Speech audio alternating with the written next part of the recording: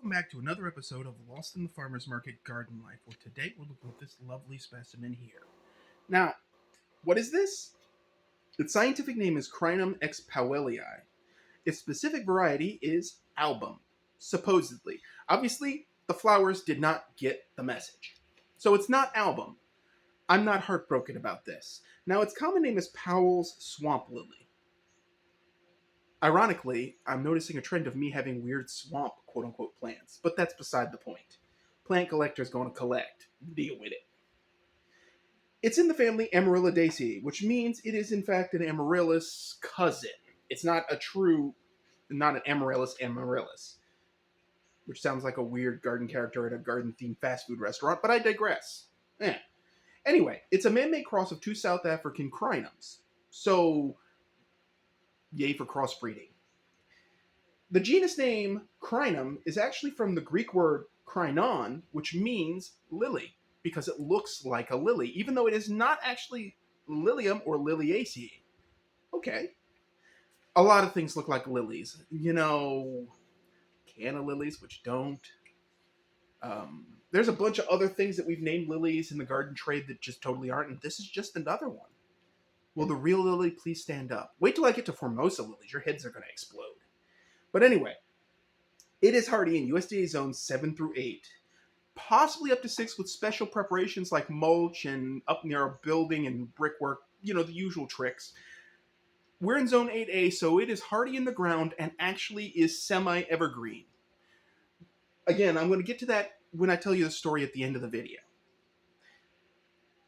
Its pH preference is 6.1 to 7.5, but it is tolerant of most soils types if the soil type is well drained. So even if it's a clay-heavy soil, as long as there's drainage, good drainage, doesn't matter. It's fine with that.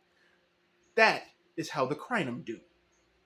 Its exposure is full sun to partial, and in this case, I've had it on the grow racks in full sun, and it is fabulous looking. Its height can be 3 to 5 feet, and its width can be 2 to 3 feet, which is totally believable because this specimen here is about 1 and some change, and it's in a pot, and it was pot bound when I got it. And I'm going to cover that in a moment. But anyway, these plants are also known as swamp lily, cape lily, spider lily, and poison bulb, because apparently the naming train ran out of steam at that station. But beyond that, the flowers are pinkish white and fragrant, which, as you can see, they most certainly are pinkish white. I do not know if they're fragrant yet because they just opened. But I will do an update video. If this little lunatic doesn't stop messing with the plant that's poisonous. Stop messing with the plant. Stop. In case you're wondering who that is, that's Menace. That's one of the terrible trio of lab cats. Yeah, there's 3 of them. The chaos never ends. Anyway, as I was saying, yeah, they're pinkish white and fragrant. Now, this plant was labeled as album, which means white, which means the flowers should be pure white, but they're not. This is the traditional Crinum x powellii, which is listed to be this color. So someone goofed up in plant tagging at the nursery. We'll get to that in a moment. We'll get back to that nursery and that whole epic voyage in a moment. So this is a cross of Crinum bulbospermum, orange river lily, and Crinum morii, natal lily. Okay, so you know what the parents are. Now, finding out the parentage of some hybrids is really difficult, but this plant was hybridized so long ago that it's no longer a protected secret. You can get a plant patent that lists the plant's scientific name and hides the parentage, and that is perfectly legal for a certain amount of time. But no secret stays secret. So, and I'll tell you how old this particular hybrid is in a moment. That's actually one of the next facts we're getting to. All parts of the plant are toxic if eaten. In fact, the sap may be a skin irritant. So there's a downside to this plant. No medicinal use. You can't eat it. You can't smoke it. You can't do anything. You can just adore it. I'm okay with that.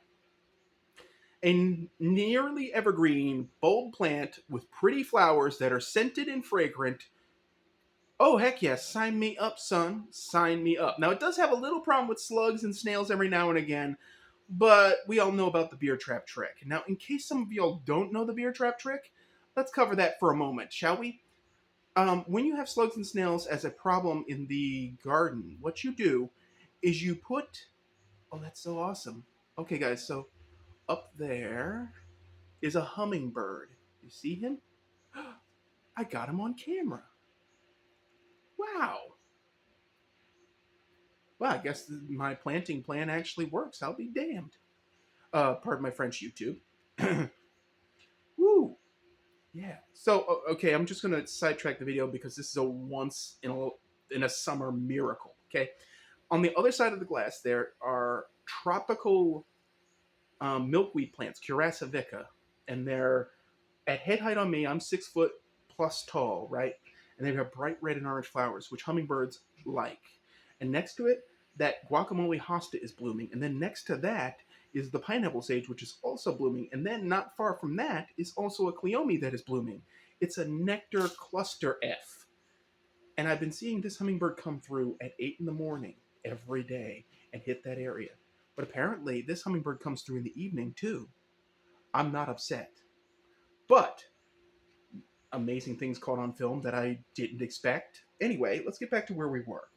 So, the history of this crinum and why its name and parentage is no longer protected information.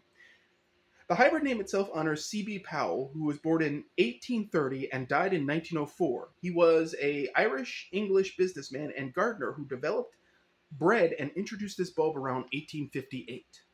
So at the time, he could have hit it for a certain amount of years easily. But it's 2023, so the secret done did leaked.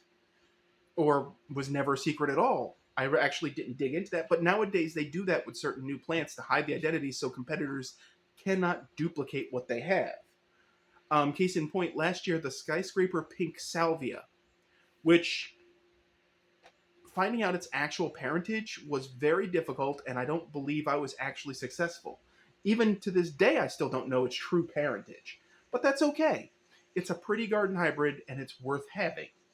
Now, about how I encountered these plants, and this is a little short story. So, they're in town at the border of Fayetteville and Eastover, or it may still be in Fayetteville at that point. You know, the borders are a little unclear around these parts. There's Rowan Street, and Rowan Street turns into a full-on 5 to 6 lane sort of interstate highway at one point. You go over the Cape Fear River, and there you are. Well, there's this part where a road crosses across it, and it's a 2-lane road, and it's I want to say it's Dunn, if not it's Dunn, if not Murphy, or something like that. Well, anyway, Dunn and Murphy split off into middle and blah blah blah as you cross. But anyway, there's a light intersection, and on one side you've got an Italian ice place, and then on the other side you've got a vacant lot surrounded in chain link, and then there's this yellow-colored house, and to the right of the front door of this house, which faces out to the roadway, which I know, greatest view ever, am I right? Well, there is a patch of Crinum Lilies that bloom pure white, probably the album strain, that are about 4 or 5 feet tall when they're not, about 3 to 4-ish feet tall when they're not blooming, and then the blooms add on an additional foot and some change, probably. And they've clustered and they filled in. They're practically a shrub. They're almost evergreen, too. And they're gorgeous. Well, this set off I want to know what that is, because I don't have one, but I like how it grows. Now, it's by the river, so I had to consider that it is a riparian zone. That is a flood zone. It's right next to the Cape Fear River, and the river has jumped its banks before. So there's that to consider. The soil will probably be somewhat different, because I'm more in a sandy zone than they are. But anyway, I searched, and then I put the picture of it. It was a little awkward taking the picture while I was at a stoplight to get the picture and then driving on. And you can see this house on Google Maps, actually, if you know the area I'm talking about. Well, anyway, I don't know if those plants were scented, because it's a little weird hopping out of a car, running up and snorting someone's plant in their tiny little postage stamp front yard. So I didn't. I'm assuming they must be, because all references say they are. Well, anyway, I went searching for crinums. No bulb catalogs carried them. I couldn't find them in special places, and I didn't trust the listings I was seeing on, like, Etsy and eBay. And some of the listings I saw on Amazon for crinum bulbs were clearly recolored, as in, like, someone had crudely photoshopped new colors onto the flowers. So, no. Well, finally, early this spring, when I was actually going to my supplier for potting soil, because I buy it in bulk, because gardeners always need dirt. We always need the real dirt. I happened to decide to, before I bought the soil, peruse their potted perennial section. You know, hosta. That's actually where I got my two of my daturas this year, ironically, on that same run. Ballerina white and ballerina purple. And then I got the yellow from a different one, but I'll do a video on that later. Anyway, there was a patch of like 6 or 8 Crinum Lilies, listed as Crinum x powellii album. And they were in a much smaller pot than you see in this video. Probably a little less than half the size. And I thought, oh, that's great. And I didn't care what price it was. I bought the darn thing and brought it home. Because those of y'all who go to garden centers and are gardeners know that feeling. You see it and you go, I have a mighty need. To hell with whatever the price is. And that's exactly what happened. So, I discovered this plant was drying out quickly, and I repotted it. Because when I sleeved the pot off, I discovered this thing was tremendously root bound. There's no telling how long they'd been in those pots without repotting. They could have, and then there was no telling how old the plant was either, but I was not expecting it to bloom this year. And for all my effort, repotting, fertilizing, taking care of it, putting it out in a sunny location with adequate water, it's blooming. So, that is the Crinum story. Now, ironically, about a month or so after, a month and a half after, a buddy of mine who's also a avid gardener, I was over there, you know, which, by the way, I'm going to be covering this later, but they're called honeyworts. It's a specific type of old-timey plant related to borage. I'll cover it later. I got that from him. And then I noticed he had bulbs laying out on tarps. And I said, well, what's up with that? And he goes, oh, yeah, the neighbor pulled these out. She's getting rid of them. They're Crinum. Yeah. Yeah. I'd already gotten my Crinum. I could have gotten it for less. Or or freebie discount. Who knows? But anyway, that's the Crinum journey. I guess I got what I wanted. I mean, theirs are pure white. These are clearly showing some very pink development, so I'm okay with that. But anyway, that summarizes the whole story of Crinum, how I got it, how I chased it. I mean,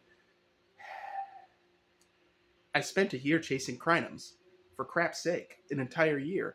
And then irony happens, but that's just life. So, if any of you out there have ever grown Crinums, and have any thoughts about growing Crinums, or you have a Crinum with a, Crinum x powellii with an interesting color you'd like to talk about, I'd love to hear about it. You can put your comments in the comments section. If you like this video, please hit like. If you haven't already, please subscribe.